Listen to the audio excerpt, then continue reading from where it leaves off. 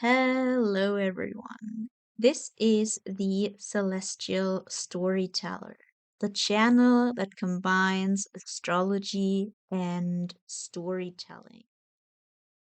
In today's video, we will look at the celestial drama taking place in the fourth week of February. As always, a little disclaimer. This is the current energy. The forecast doesn't take into account how the transiting planets affect your own planets, so the way in which you experience it can vary. And now, without further ado, let's take a look at what our lovely astro gods are doing this week. On her way through the misty shores of Pisces, Venus, the goddess of desire, receives Jupiter's aid from the crescent cradle of Cancer. With the god of wisdom, the goddess of desire shares a time of splendor. Venus witnesses wondrous images unfurl in the fog of the Piscean realm, bringing her imagination to new heights and revealing her highest desires. Under Jupiter's aid, her desires aren't mere lust, but guided by a higher principle of true comfort, of knowing one's true home. For a short time, the lunar goddess herself peeks in from her place amidst the eternal garden, gracing the two gods with a banquet from the Taurian realm. On the 22nd, Venus in Pisces trines Jupiter in Cancer. This is a very harmonious and positive energy. Venus is exalted, Jupiter is exalted, it's the two best planets working without any friction whatsoever. And what's more, the moon will be in Taurus, where it is also exalted and making harmonious aspects to the other planets.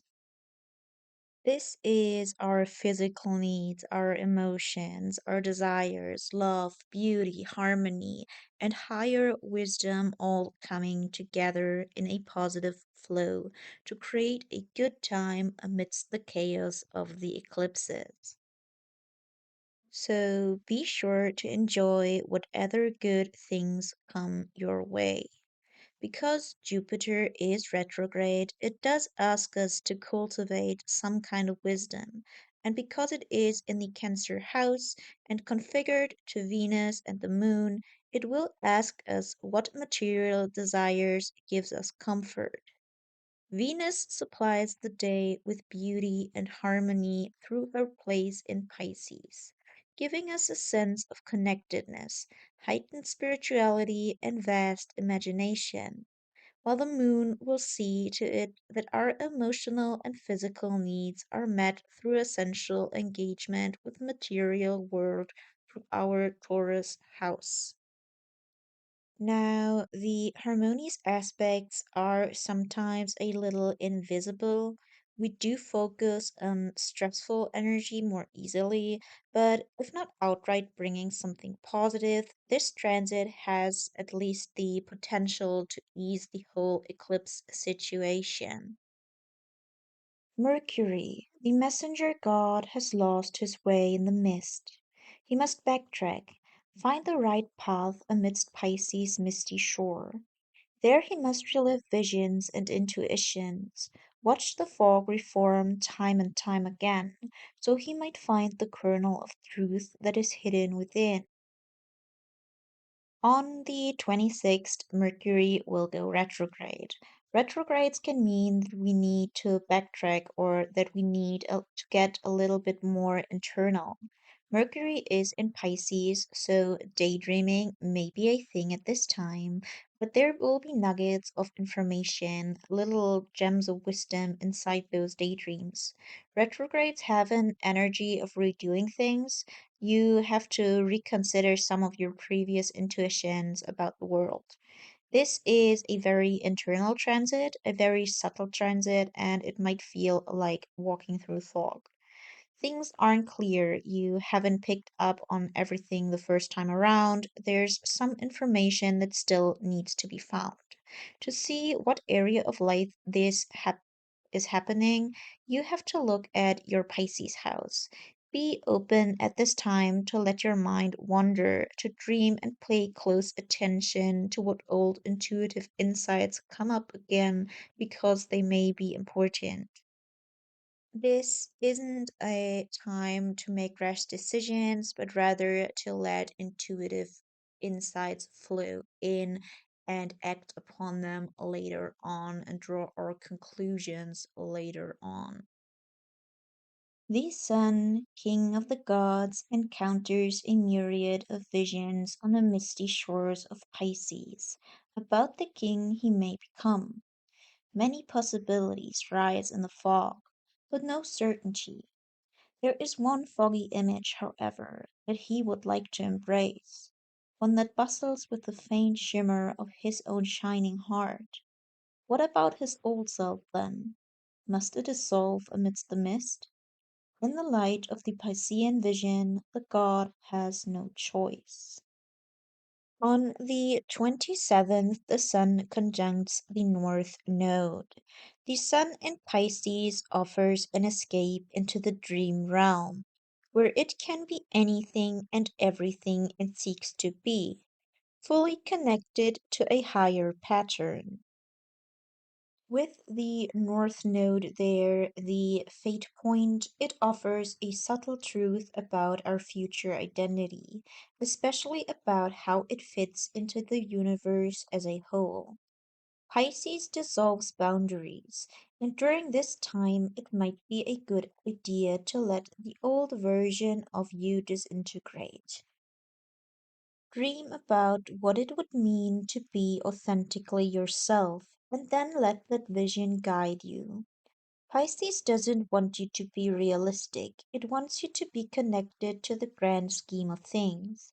And with Saturn out of the way, everything might seem possible now. Not all will be, and we will realize that once Mercury is out of Pisces.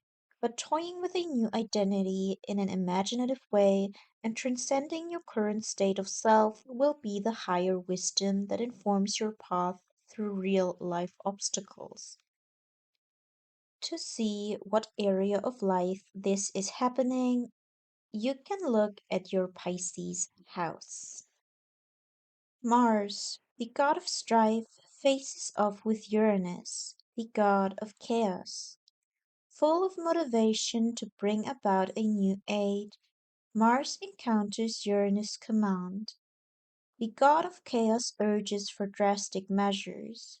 He needs the god of strife's force to plow through the eternal garden, to tear out dead trees and make room for something new.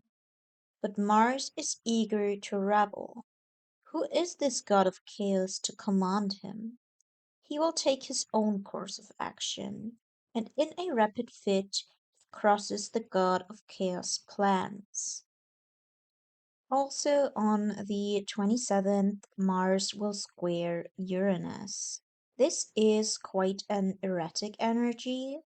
Sudden and rebellious actions are taking place.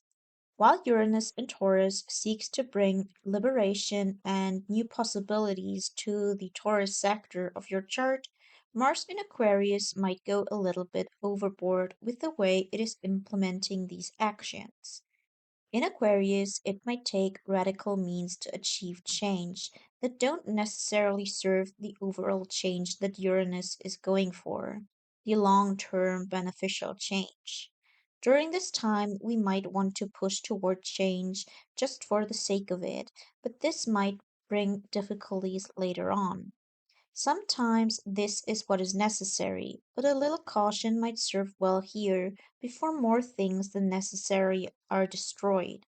Maybe during this time you will be pushed toward action through something radical happening, something unexpected. Just be sure to not lash out too much so you won't regret your actions later on. To see what two areas of life are affected for you, do look at your Taurus and Aquarius house. Look at your Aquarius house to see where radical action might manifest, and look at your Taurus house to see which sudden events may prompt them.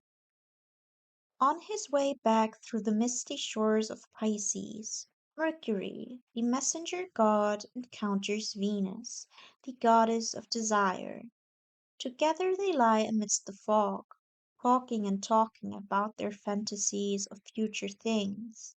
And Venus, with all her entrancing imagination, beguiles Mercury's mind.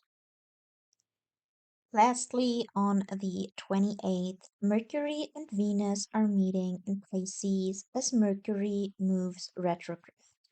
This is a time where your rational mind, that is already a little spacey from all that Pisces energy, will likely be swept away by some of your desires.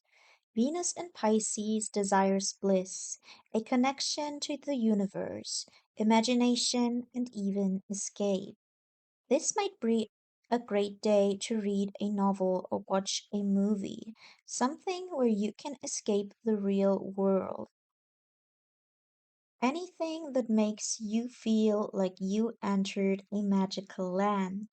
It might also be a great time to lay back and daydream about what you want, or to be creative. This isn't a big transit, but it might offer a nice little escape in the hectic eclipse season. You can look at your Pisces house to get some idea what you might dream about, but really, with Pisces, I don't think it is necessary to be that technical. Just let your mind wander a little bit and see what comes up. Just don't make any rash decisions under this emotional and fantastical transit. This is it for today's video. As always, be sure to give suggestions for improvement or tell me what you would like to see in the future. Leave a like if you enjoyed the video or leave a comment to tell me how the astro drama has impacted you.